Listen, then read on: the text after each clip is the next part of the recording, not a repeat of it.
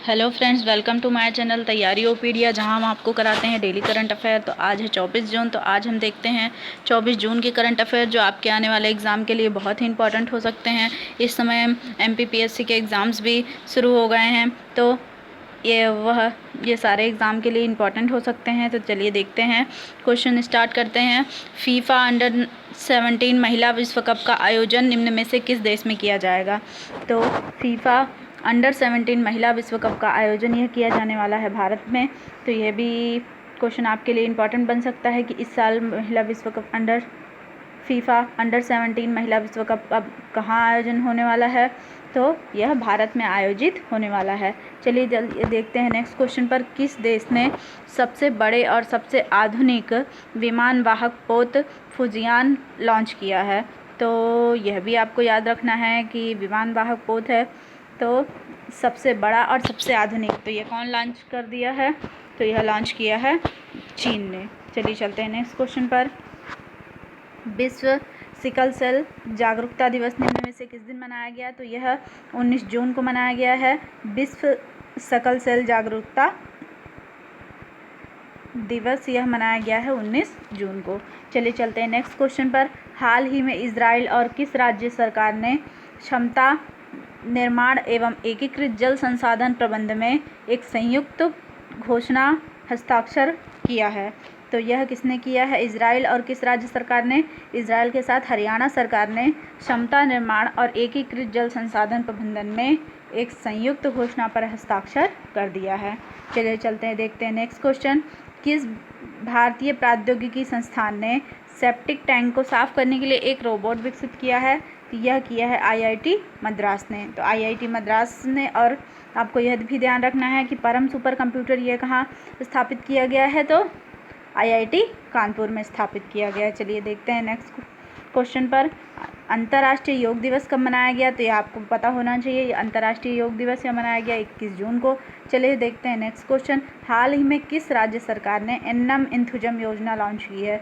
तो जितनी भी योजनाएं हैं यह आपको ध्यान रखना है कि किस वजह से लॉन्च हुई हैं और इसका क्या रीज़न है, इसका क्या पर्पज़ है, ये भी आपको ध्यान रखना है। तो एन्नम एंथुजम योजना ये किस सरकार ने लॉन्च की है? तो ये तमिलनाडु सरकार ने लॉन्च की है, जिसमें बच्चों को जो भी कोरोना के समय जिनकी पढ़ाई को नुकसान हुआ है उनके पढ़ाई की भरपाई करने के लिए एन्नम एंथुजम योजना की शुरुआत तमिलनाडु सरकार ने कर दी है। चलिए देखते हैं नेक्स्ट क्वेश्चन पर। खेलो इंडिया यूथ गेम 2021 का खिताब किसने जीता है? तो यह क्वेश्चन बहुत ही इंपॉर्टेंट बन सकता है कि 2021 खेलो इंडिया यूथ गेम का खिताब किस राज्य ने जीता है? तो यह जीता है पंजाब ने। चलिए देखते हैं नेक्स्ट क्वेश्चन पर। एनसीपीसीआर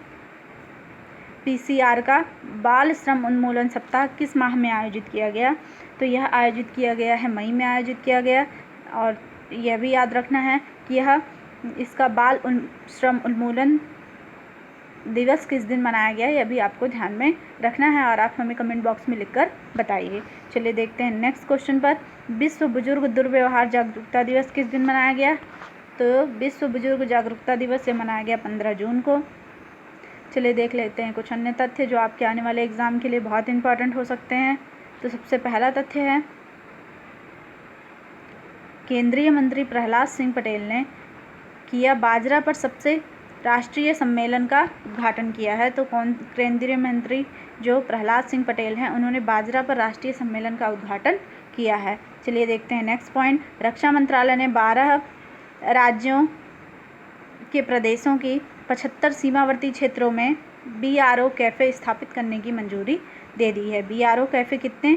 12 राज्यों में 75 सीमावर्ती जितने भी क्षेत्र हैं उसमें बीआरओ कैफ़े स्थापित करने के लिए मंजूरी दे दी है। चलिए देखते हैं नेक्स्ट पॉइंट। आरबीआई ने क्रेडिट और डेबिट कार्ड जारी करने के प्रावधानों को लागू करने में देरी बरती है।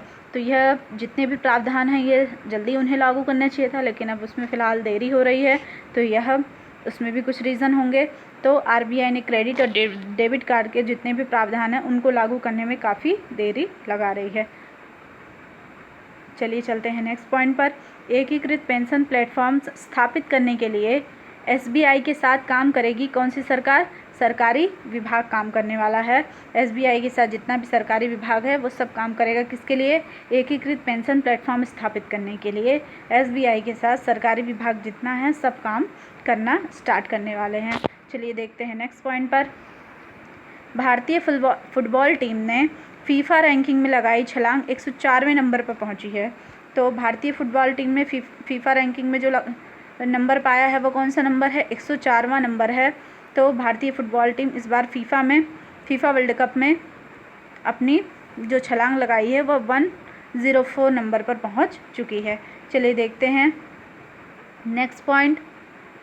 विश्व स्वर्ण परिषद की रिपोर्ट, वैश्विक स्वर्ण पुनर्चक्र में भारत का स्थान कौन सा है? तो भारत चौथे स्थान पर पहुंच चुका है। यह पॉइंट आपके लिए इम्पॉर्टेंट बन सकता है कि विश्व स्वर्ण परिषद की रिपोर्ट के अनुसार वैश्विक स्वर्ण पुनर्चक्र में भारत का स्थान कौन सा है? यह इकोनॉमी का पॉइंट है, इकोनॉमी का क्वेश्चन है, तो ये आपको ध्यान रखना है। कश्मीर 2023 में G20 शिखर सम्मेलन की मेज़बानी करेगा। कौन 2023 में G20 शिखर सम्मेलन का आयोजन करने वाला है? यह भी पॉइंट आपको बहुत ही इम्पॉर्टेंट है, ध्यान रखने की ज़रूरत है। तो यह कौन मेज़बानी करने वाला है? तो यह करेगा कश्मीर। तो यह थे आज के 24 जून के करंट अफेयर। आपको कैसे लगे हमें कमेंट बॉक्स में लिखकर बताइए तथा हमारे चैनल को सब्सक्राइब कीजिए। तथा यदि आपको हमारा प्रयास पसंद आए तो आप हमारे चैनल को सब्सक्राइब करिए और आने वाली सभी वीडियो की नोटिफिकेशन आपको मिल जाएगी। तथा आपको जो भी क्वेरी हो आप हमारे कमेंट बॉक्स में लिख सकते हैं। धन्यवाद।